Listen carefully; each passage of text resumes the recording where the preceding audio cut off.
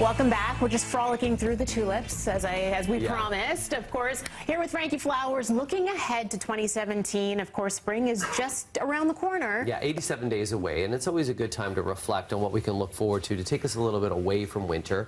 One of the biggest things that you're going to see next year when it comes to gardening here in Canada is what I'm calling Canadiana, and that is we are celebrating 150 years of Canada in 2017. So red and white is going to be a color that you're going to see everywhere, indoors and outdoors, especially the red and white tulips that you see there as well. Right. This is beautiful, actually, and it's great that we're celebrating, you know, patriotism, but especially at a year when we're celebrating 150 years, which is going to be great. Yeah. Another big color when it comes to indoor and outdoor gardening is the color of the year this year by Pantone. Do you know what that color of the year is? Oh, I can't remember. We did talk about it. It was a green. It's Greenery! And actually, this is kind of the greenery that it is. You can see there's a fern there, there's a hosta there. So you're going to start to see the incorporation of just foliage only. It's been something that's been happening for a very long time, where instead of using containers with a lot of flowers, you're actually focusing just on the foliage. And even in indoors, this is a great time of year where you can start to incorporate some of that greenery inside your home, especially in the month of January for air purification, to kind of cleanse and create a really nice environment.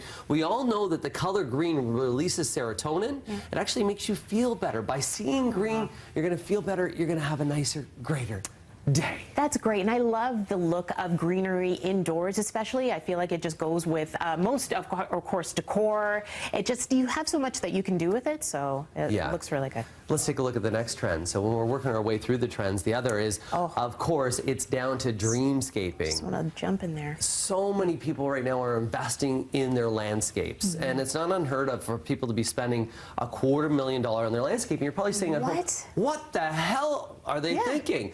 But I would tell you that a lot of people, instead of buying a cottage property or a second property or buying something in Florida or something like that, they're investing it on their homes, in their backyards, and they're taking that investment that they've gained now in real estate, because we know real estate's gone so much further, and they put it into their properties because they're seeing that return on investment, and people just don't have time anymore to pack the kids up, so they're doing it in their backyards. I don't cottage, I backyard. So I'm a part of this. You're a dreamscaper, and so you're making it look beautiful, not just in the spring and the summer, but I'm sure also in the winter as well. You want it all year round. 100%. So the incorporations of hot tubs and outdoor fire bowls and areas that you can enjoy all season, and even the backyard rink. Rinks now are becoming pretty elaborate as well. So let's take a look at the next trend as well in terms of what's happening right now in gardening, as well as we have easy, and what it comes down to is succulents. So anything that's easy for people to take care of is something that's always a trend. People don't have the time. Millennials right now love the look of gardening, they just don't like the act of gardening. Yes. With that, that's why succulents, if you go on Instagram right now, you will see several pictures of succulents. This is just a little succulent planting because they don't need water. They're so easy. And then the final one thing